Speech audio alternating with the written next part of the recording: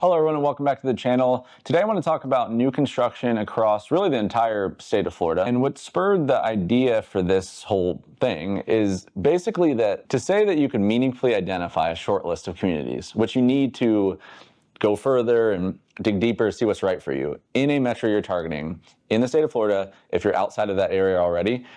I don't know if impossible is the right word, but I would say convoluted to say the absolute least. Because like the internet presence for this industry is just incredibly ambiguous. Like Zillow's not going to help you. That is resale driven. It's just a syndication from all the random MLSs around the country. And Zillow's displaying it publicly or realtor.com or whatever. That's at the zip code level of people's houses that they already own that they're trying to sell to you. If you go to do a new home version of that, there is actually, if you haven't come across it, a new home Zillow kind of called newhomesource.com. The only way you could aggregate all the new home communities that exist across the country is if builders volunteer that information, not only once, but in real time, so that you could have a list that someone else could search. Because the difference between new home communities and resales is that new home communities aren't an open list of inventory. Like if they're building 1,000 homes across 8 years in a neighborhood, they're phasing them. They don't know all of it in advance.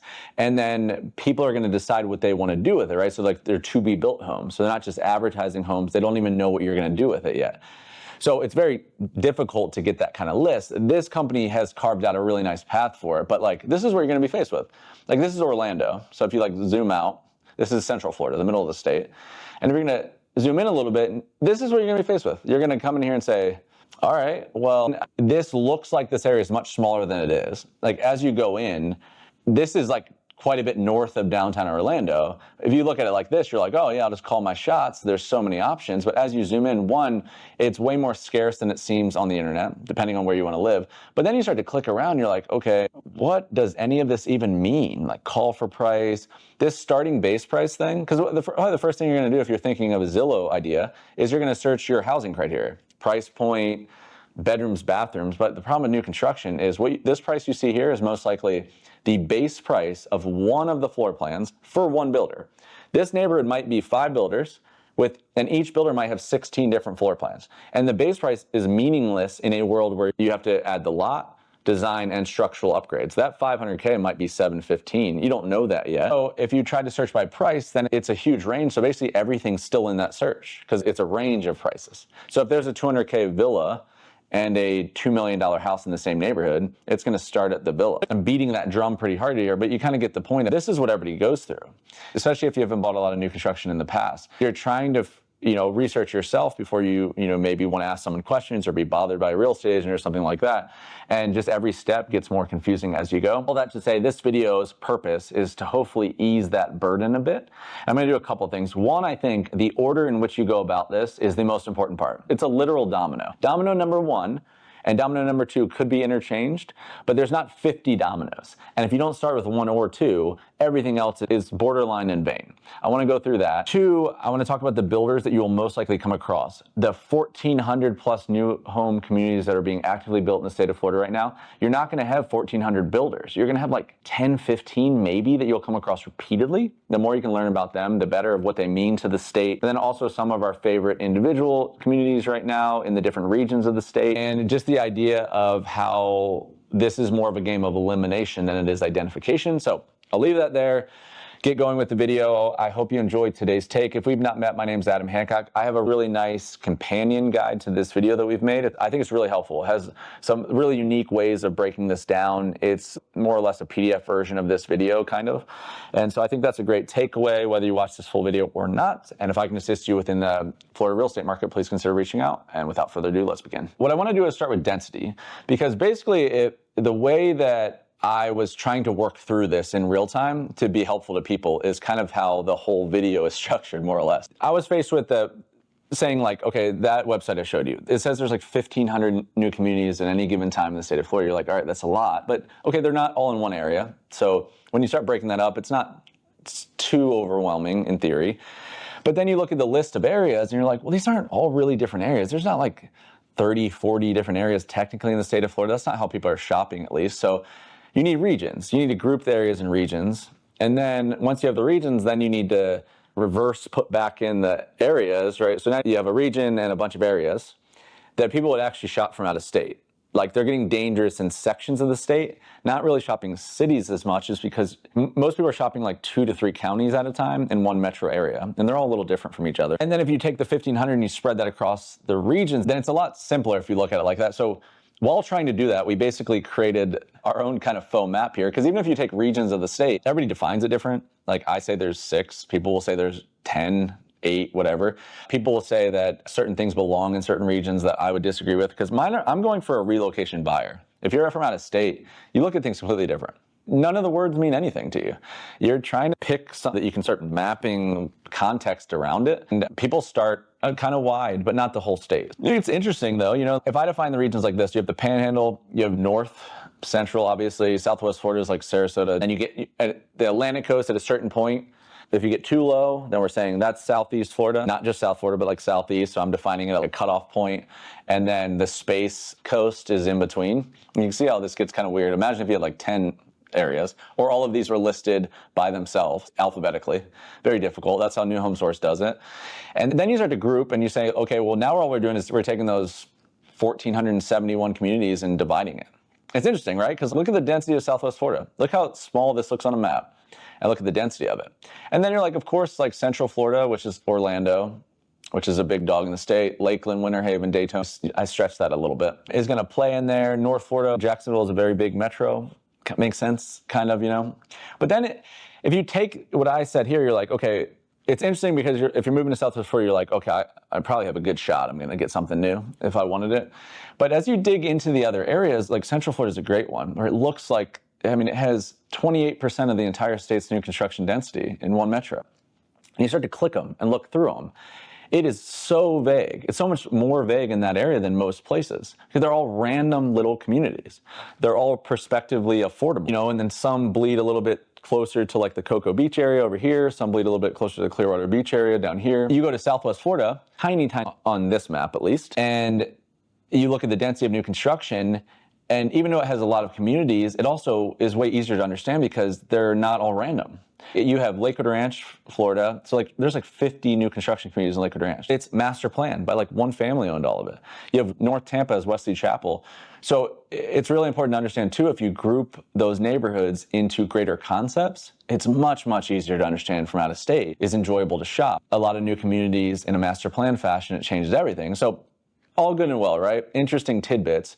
But then this is all just a why. Okay, so cool map, but what does it mean? And that's kind of where I was drifting down, where this is interesting. But in my opinion, my experience, I don't know how often I've seen someone say, okay, I'm going to switch the area I'm targeting in the state because something I'd find out here. Okay, I love the Panhandle, and there's less new construction there than I would have liked. So I'm going to move to Southwest Florida. That's never going to happen. Those are 8 hours apart. It's a completely different lifestyle. So what they're doing is they're mainly starting with one of 2 steps that, like I mentioned in the intro, could be interchangeable. Primarily in the state of Florida, not everywhere in the country. This is not like work first, play second state for the most part, especially with our clientele. They're starting with lifestyle. So what they're doing is they're basically saying this is what I'm trying to do. I want to not be in the most touristy area.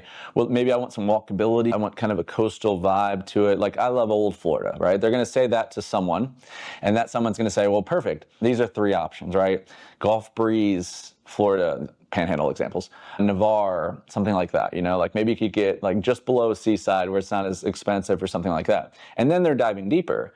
But the important thing to remember is they were already talking about Pensacola when they asked those questions. They're not saying where are the best places in the entire state to achieve those things, because you can achieve microcosms of what most people want in every section of the state if you try hard enough.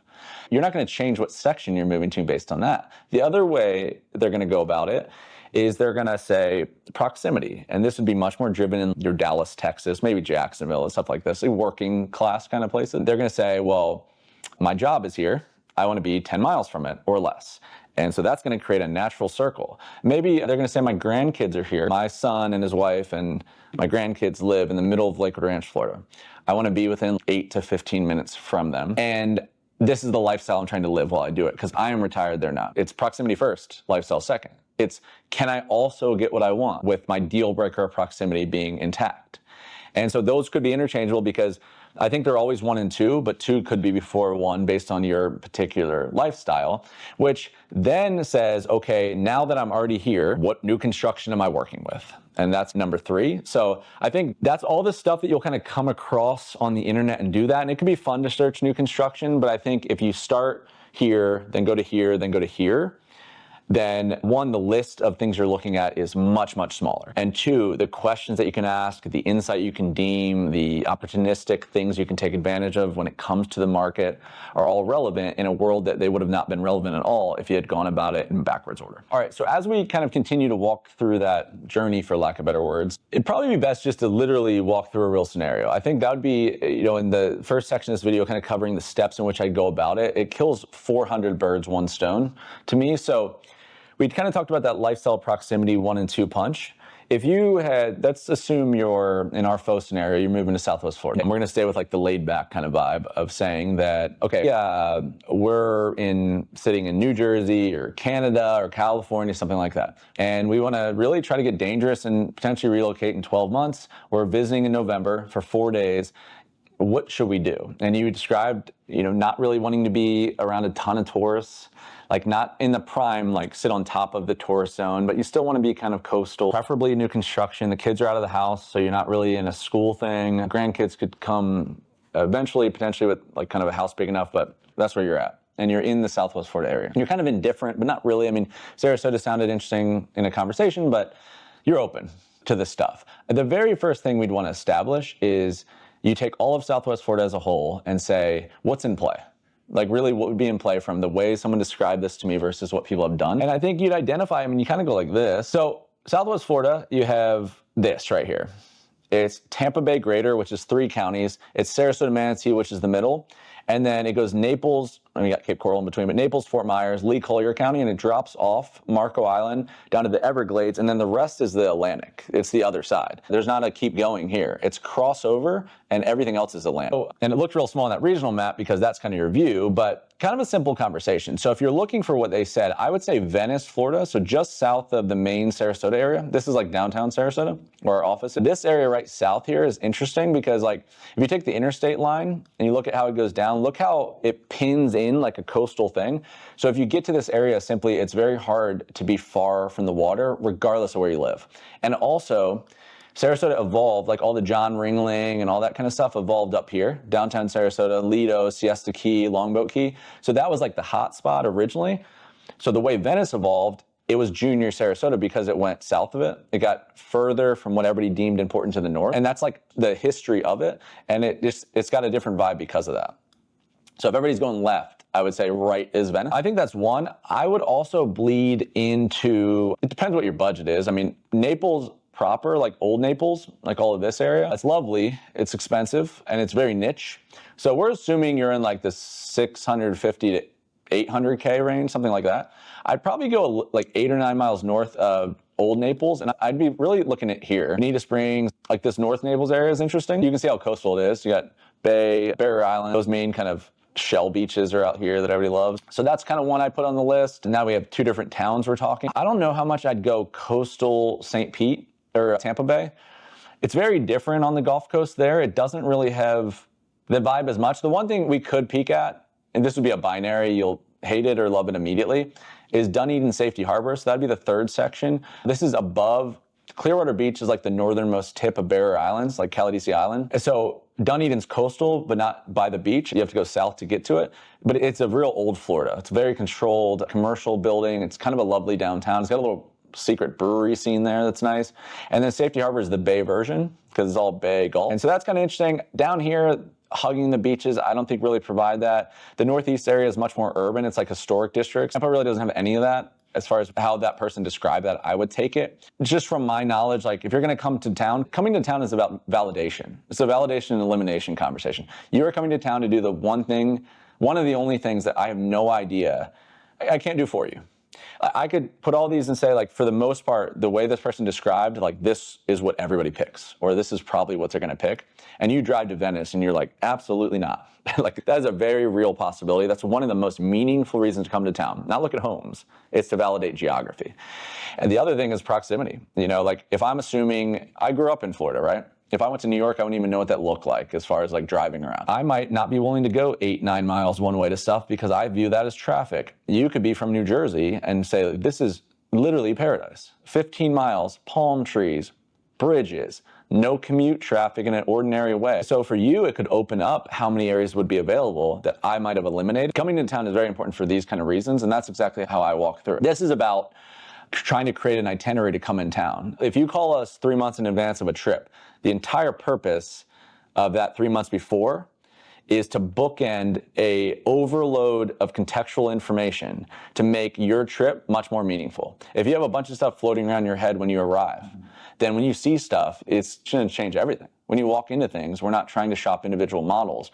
We're trying to see what is still in play when you leave. Because a lot of this stuff's easy remotely, but if you're not going to be equally looking at 4 areas, we need to find that out. So I would add anything else I could think of that would do that.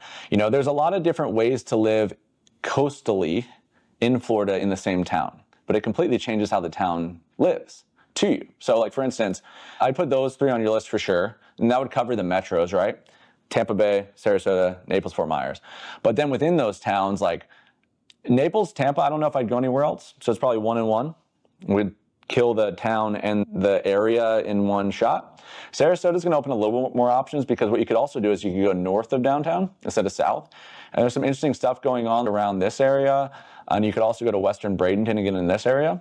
But you can see if you're up here, your beaches are different, your bay is different, the downtown's different. So same with up here. If you're way up here, that's the polar opposite of being down here. You're not gonna go to downtown Venice, you're gonna go to Anna Maria Island, you're gonna go to downtown Bradenton over here. So you can see that we have like, okay, a big radius, I guess, in theory, right? But you have 4 days. The best way to use that, if you're looking at resale homes, you're gonna leave with no information. The best way to do that is I need to see, is Tampa completely out or is it in? You need to pick a metro, then you need to zoom into that metro and say what's interesting, and then we can expand from there. So that's step 1. The proximity thing, we'll just layer it in again. In this one, with the person that described this to me, proximity would be number 2. But we would want to ask, do you need to be close to anything? The one thing with demographic of the person I'm assuming asked this kind of question is potentially airport. If you're in certain parts of town, you could be an hour from TPA. So you need to know where you're traveling to. Tampa International Airport's over here. So you need to be north in town of Sarasota to get in the 45 to 60 minute range from that. If you get down here, it's gonna put you an hour and a half. I don't know if that matters to you. There's also another major airport that's in Fort Myers, Southwest Airport. And again, I don't know your airline you fly and if that's meaningful. If you get down here, you're gonna be an hour and a half to both. If you get over here, you could be really close to this one. It might not be relevant, but further from Tampa. So typically that's not the deal breaker of choosing your retirement town, but it might matter. It might be subtleties to you. Are your grandkids there? Do you want to live in the coastal version? Like, what's important there, right? So that's step 1 and 2. And you can get how important I think the step 1 and 2 are because I haven't even mentioned new construction yet. And this is a new construction exclusive video. Step 3 is how we use it. So you're gonna come downtown for 4 days to validate this. The way that I best like to use it is I like to use new construction neighborhoods as a talking head to view the town. So in a perfect world, what we would do is we'd use our drive to here, look at these within each of those circles on a map, those radiuses I just described. So say we have 1, 2, 3, 4-ish major areas we're gonna look at to try to achieve this in an ideal world. We're gonna keep them on the list or eliminate them based on what the town is, the town you're actually going to, right? Do you want to be not in Dunedin, but do you want access to Tampa? Do you want to be in the coastal version of a busier town so you can see all the sporting events or not? You want to do that. Is proximity going to mess you up at all? And then now when you come to town, you're not driving to those areas randomly. You're trying to identify new construction, because you don't want to come to town and look at resale neighborhoods on a list pinned into a timeline. You want to drive to new construction neighborhoods in those different parts of town and say, okay, interesting, yes, you could definitely buy there as well, but it's more of just a dot on a map that we can use as a tool to do a bunch of things at once. We can get to the area in a specific order. So I like to have people drive in a separate car to me because the talking is very useful. And some people disagree with this take, but you being able to drive from one to another in a specific order in your own car, I think lets you feel what it actually feels like. That's one of the biggest things. The entry into the town from another town, and even the order in which we go about it is very important because I need to know that too. When we arrive, like, how did that feel?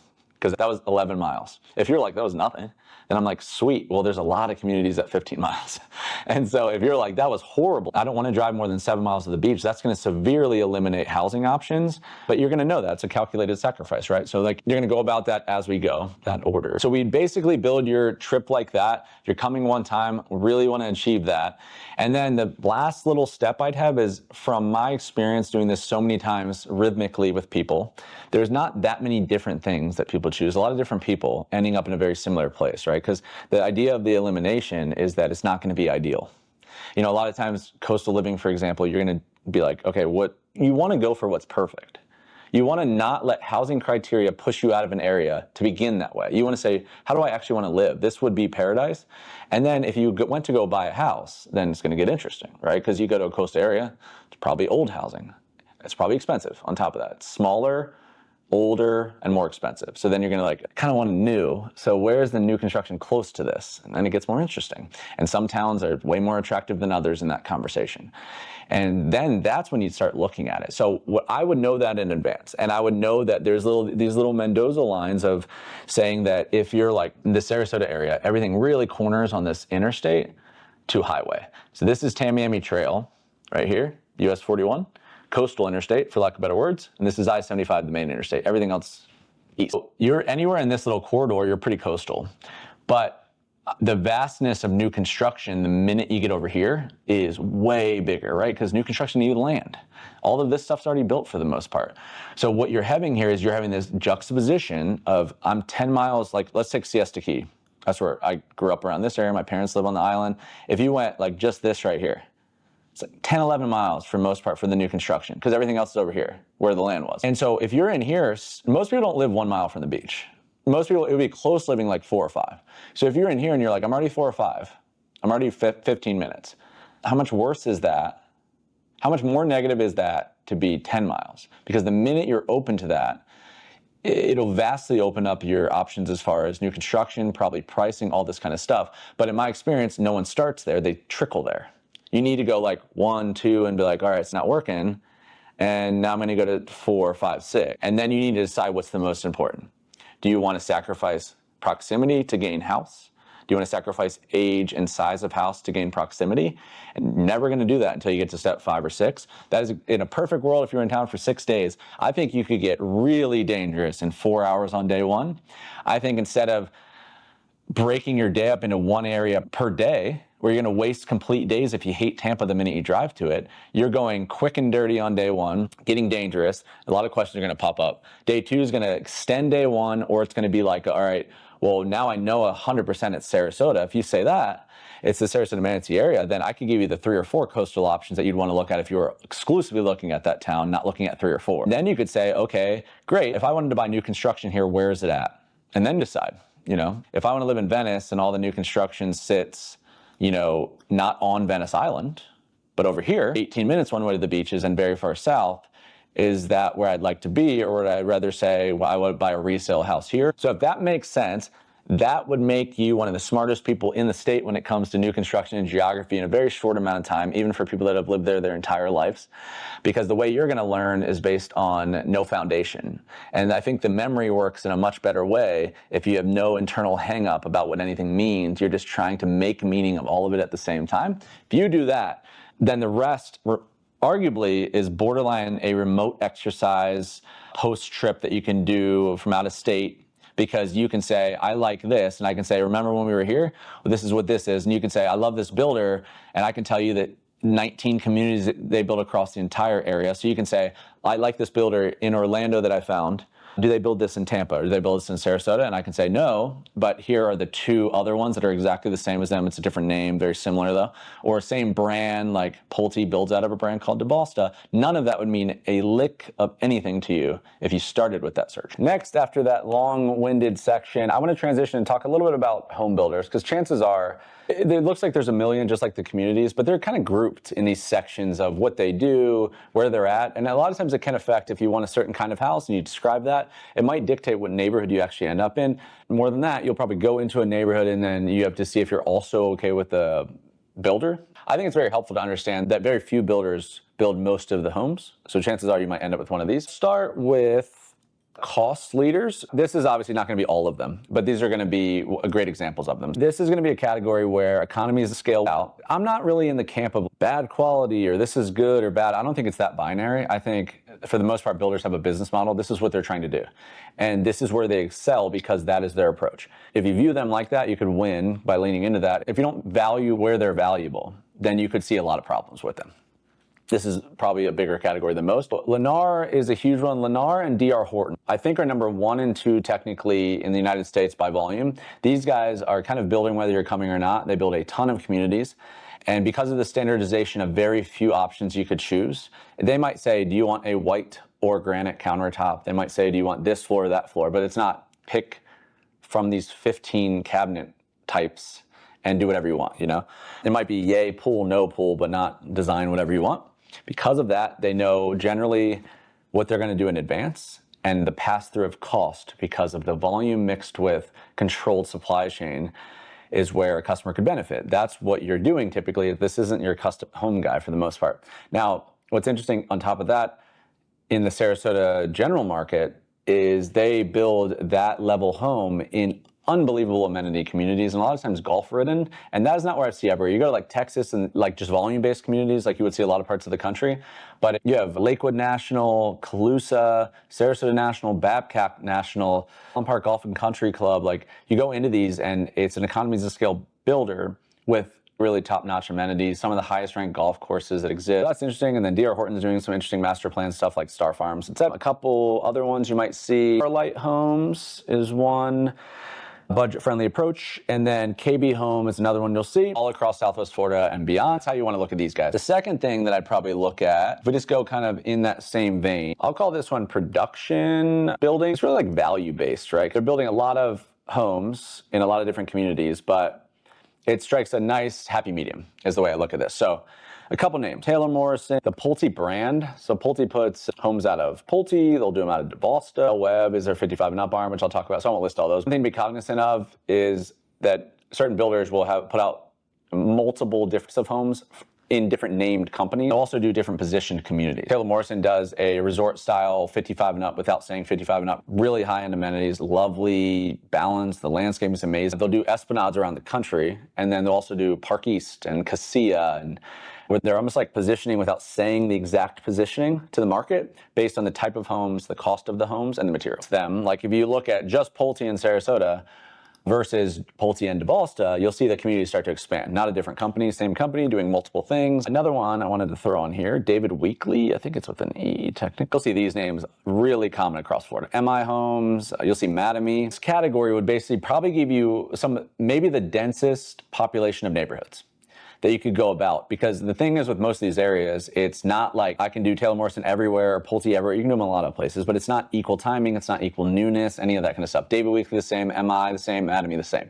So most likely you're gonna start with geography and lifestyle, and then you're gonna see what's available in that area. And it's not necessarily gonna be the whole list every time. What you wanna look at here is, for the most part, these builders are you basically come in and you choose a base price of a home. Say your base price was at like $500K. You need the lot. So the lot you can't buy separate in these neighborhoods. It's just a premium. It's just this lot could cost more than this lot because it's looking at a lake or preserve or something like that. So say like the lot is, we'll just go stay conservative here and say the lot is $75K. And then you have one other element that makes up the actual contract you sign, and that's structural upgrades. So this is anything that affects the permit. So this would be like, I'm gonna do a pool, extended patio, I'm gonna make a 4th bedroom enclosed or whatever. But for the most part with these guys, you're picking from a list. They said you have these 15 structural upgrades. You're saying I want 5 of them. You're not saying, can you also do this? Structural effects permit, so say you did, I don't know, 50K there. You added 125, so you're at 625. That's kind of your contract there. And then that contract is what your deposit's based on, and the majority of kind of the stuff. You sign it and everything. And then after that, you do one more thing, and that's your design upgrades. That stuff, like, it's important, but you don't need to know at contract signing. It's aesthetic. Yes, you're gonna have floor, that's structural. I want engineered hardwood instead of 18 by 18 tile, that's design. Yes, you're gonna have a countertop, that's structural. You're gonna have granite. I want quartz or marble, stuff like that. So this is where people, a lot of times, will spend like 100 grand, 200 grand potentially. So you'll see that, and then this is where you're sitting at this right here, right? But your base price on the website, most of what you're gonna see is here. Not everybody spends that, But to say you're not out the door over 600K, is that house never really cost 5. All of these builders are going to be very similar in that respect. Some offer a little bit more, a little bit less, but for the most part, if you get any of them, it's going to be similar. And then as you go in there, there's some aesthetic. Like a lot of Taylor Morrison will do very Mediterranean style. Pulte's in between. David Weekley's pretty coastal, and then David Weekley's like family run, and Madamia's too, but David Weekley's smaller. Like, so there's different experiences between them. A lot of it's floor plan. The one big thing with here, when that base price is based on a base price of a floor plan, they're defined. One of the biggest determining factors of this category to me is, can you make the floor plan work mostly for what you like? It's not gonna be perfect because it's not a custom home, but if you can get most of the way there, then I see builders win out a lot because of that. If they happen to be head for head, that's where they'll win. It's like Taylor Morrison has the Palazzo, the Lazio, they're really, people like those. Neil Communities is another one. They have Savannah 2, Kiowa, like a lot of those floor plans, same with DeValston, Pulte. But what you're gonna find is that they're not all in the same neighborhoods. But national builders are gonna run most of the conversations there. You like that idea that we just spoke about, and you want just a little higher end.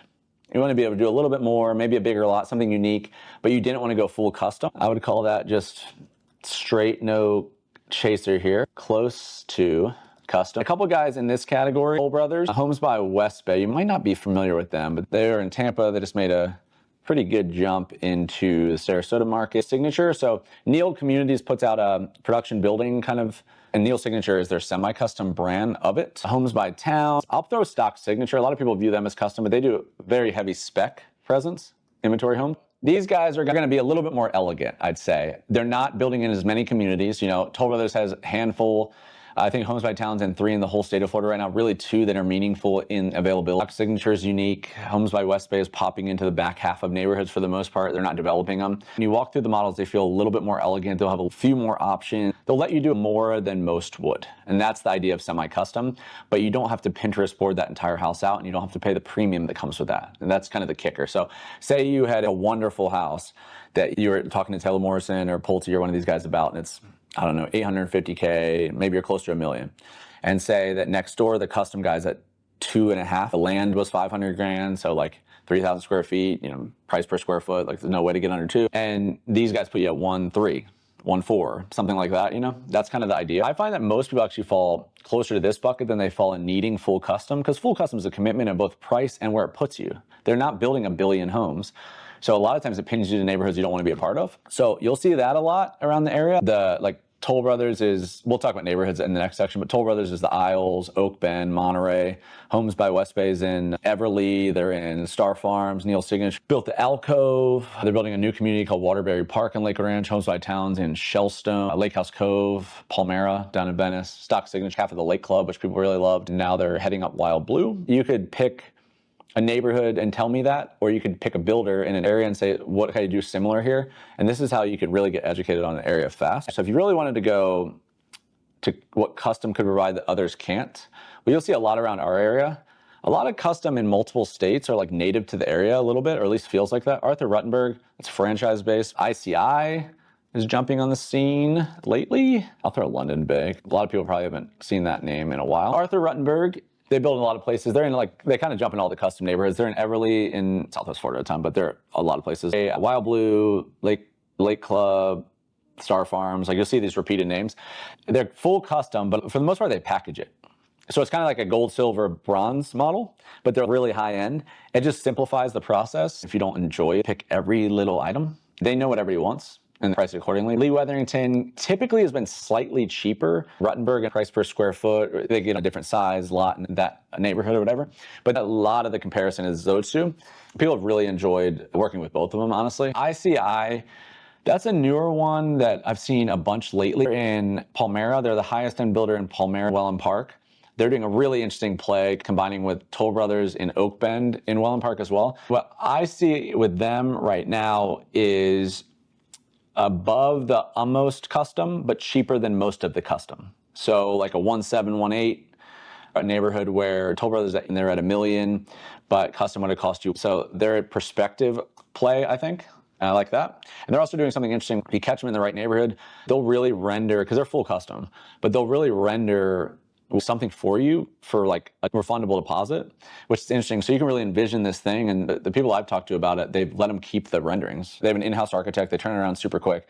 They take a deposit, which can go towards the house, but they'll give it back to you too. Hold me to that, but that's interesting too if you're trying to research right now. John Cannon is another one. Lee Weatherington, Arthur Ruttenberg, you'll see compared in many conversations. A lot of times they hop into the exact same neighborhoods all around Southwest Florida. John Cannon's done the more unique stuff, I think. It's like a one of a kind is the right way to say it, but it's been more unique. Like their model has been a little bit more peacock of like, it feels really custom, casitas, stuff like that. So it'd be an interesting one. If you're in this conversation with these two, then this one always comes up. And then London Bay, they did a lot in the Founders Club, which is an old school golf neighborhood in the upper Sarasota area. But that's another one. And there's more. There's Anchor. There's a lot of stuff that as you get close to the coast, a lot of urban infill builders, you'll see Heritage. But this is if you wanted something you physically can't get with anyone else I mentioned. And then lastly, just to tie a bow on this section, if you're into 55 and up, depending on where you're at, the 55 and up active adult living is kind of built in to the demographic of the town. Like a lot of the ones that are going to live like that anyway, so you don't have to feel obligated to do 55 up age restriction.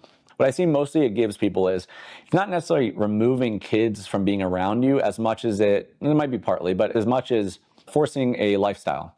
It has a lot of stuff that's more of a guarantee that people are going to be of like-minded, of like age, of course.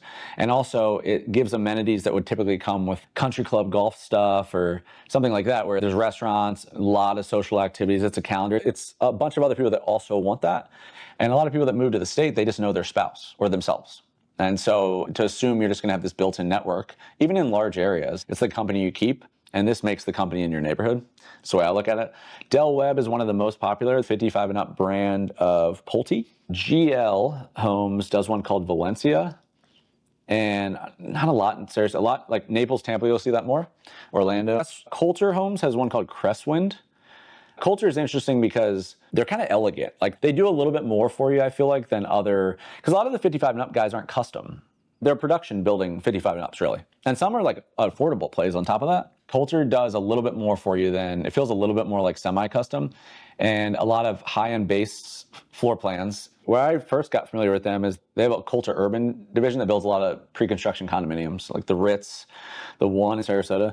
And so I think a lot of that cascades, that brand, a lot of activity in Southwest Florida and Palm Beach. And then Lennar does one, I think it's called Heritage. So if you're looking for 55 and up with some perspective affordability, and then I throw in a peacock here. So if you're familiar with the Margarita, I think it's called Latitude. Minto, I believe, is the company that built it. But that's just like, if you want to parrot head out your lifestyle, so that's 55 and up on steroids. Then these are just some common names you'll see. So if you go around and you look at all the communities that exist in the state of Florida, the chance that one of these is from one of these companies, at least the tree of companies, like Pulte also builds Centex, like there's a bunch of brands, then I think it's pretty high. If you can understand where they fit in the mix, then you can get a real good sense right away of area, what they're putting in the area, and the price amongst them. On top of that, if you say, what is the same exact builder building in two different areas? That's a great way for the builder to tell you what they think the areas are worth.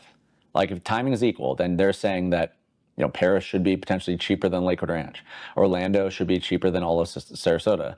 Stuff like that. It's not just one for one all the time, but it is a great way to look at it. Following one builder around to different areas, like especially at 55 and up, it's a cool way to learn. So that's what I'd say about that. And lastly, for this video, I'm gonna kind of do a speed round. I'm gonna run through each of the 6 regions, just tell you a little tidbit about them, and then I want to mention some of my favorite communities within them. I'm not going to go crazy here. This is all going to be a more comprehensive version and a downloadable guide. So please check that out in the description box below, because that can just, I think just having a short list to Google around and being like, I'd be dangerous if I looked at these, if you believe my point of view, I guess.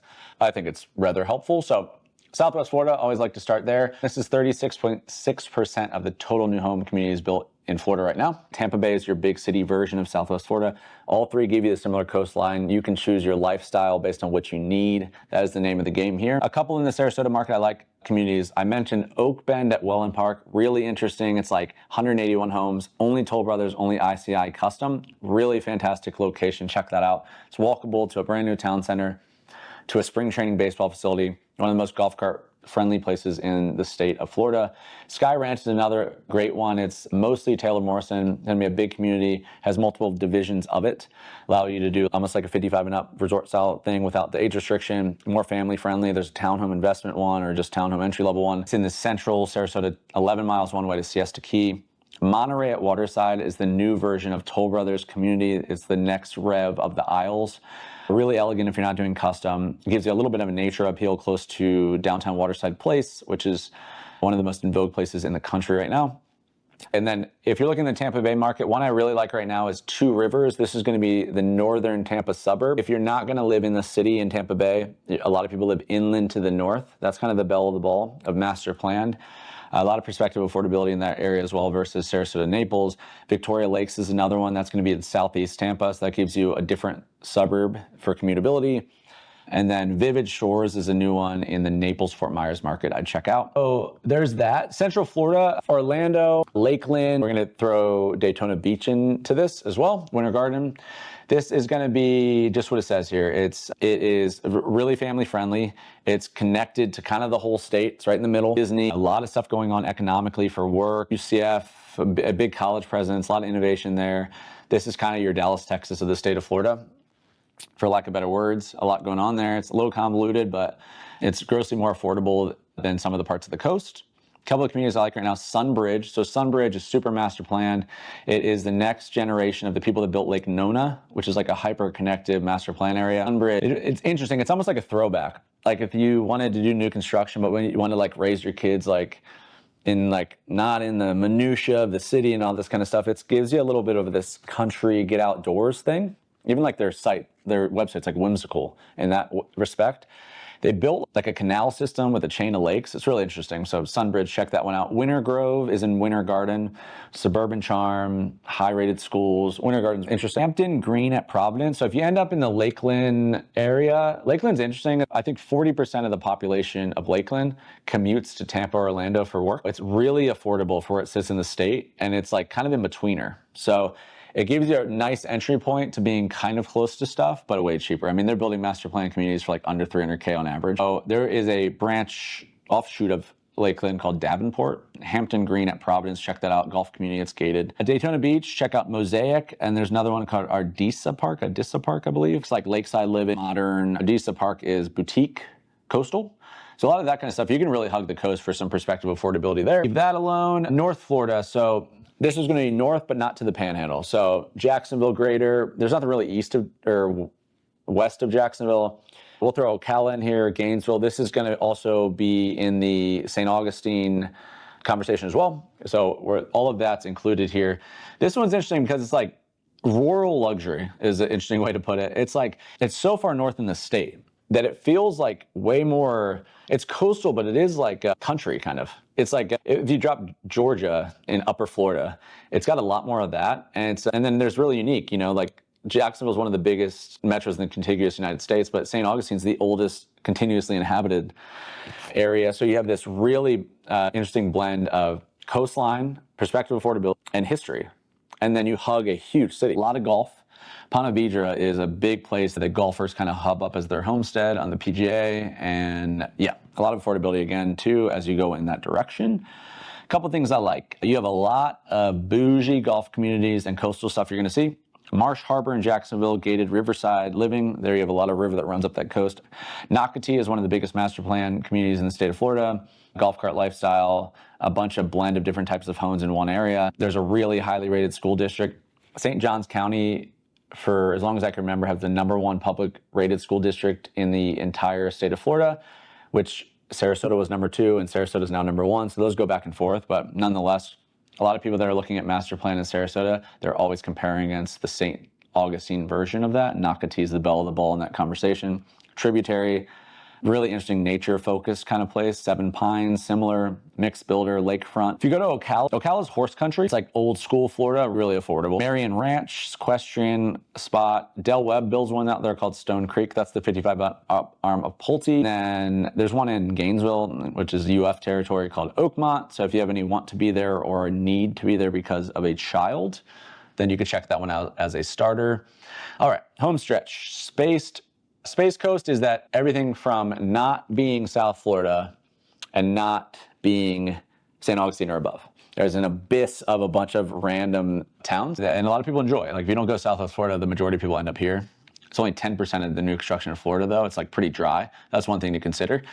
But a lot of affordability, a lot of, like, most of the median prices in every town there, I think, is 450 or below. There's a surf culture there that Southwest Florida doesn't have. Coast at the Value is a huge one. And then it's just prototypical Florida retirement. I mean, I think you have some interesting stuff there because you have, I think Melbourne's incredibly underrated. There's some industry there, a lot of defense and a lot of aerospace, tech, engineering. It's an underrated job market there, I feel like. Port St. Lucie is one of the most popular cities in the state right now.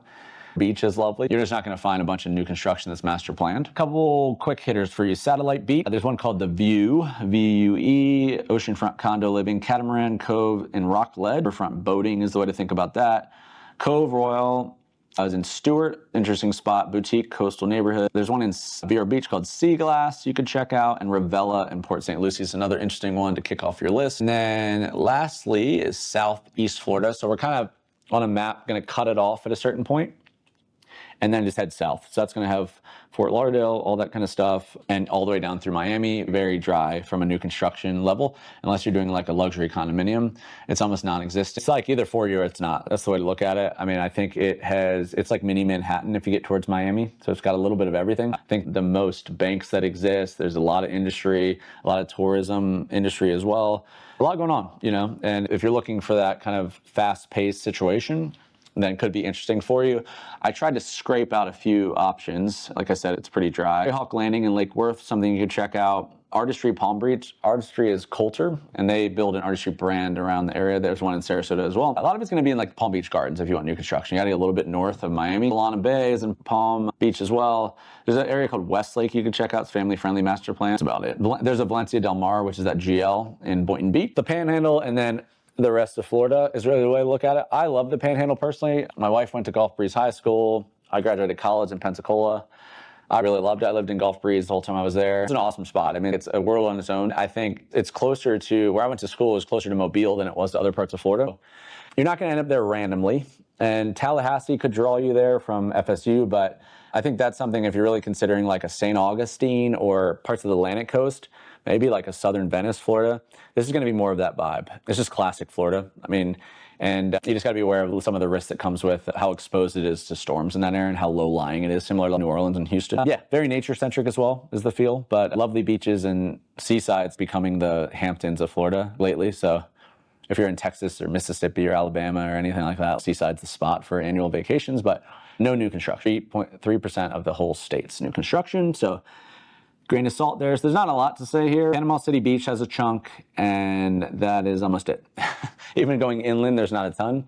But I really love, like I said, I love Gulf Breeze. That whole seaside 30A district's amazing. Navarre Beach, I think, is underrated. I'd check out Navarre, but cool spot, whether it's partial residence or full year. But hopefully that gives you, again, download this guide. You can just take it right from there. But that gives you hopefully a short list that you can go around the internet with. All right, folks, that is a wrap for today's video. I really hope you enjoyed it. Again, my name is Adam Hancock. This is the Florida Relocation Guide YouTube channel. And if you did enjoy it, please consider subscribing to the channel. It's just the best way to see what's coming next. We have a ton of, depending on like how early you found us, a ton of great content planned for the balance of the year. You can kind of see all the different kinds of videos that come out.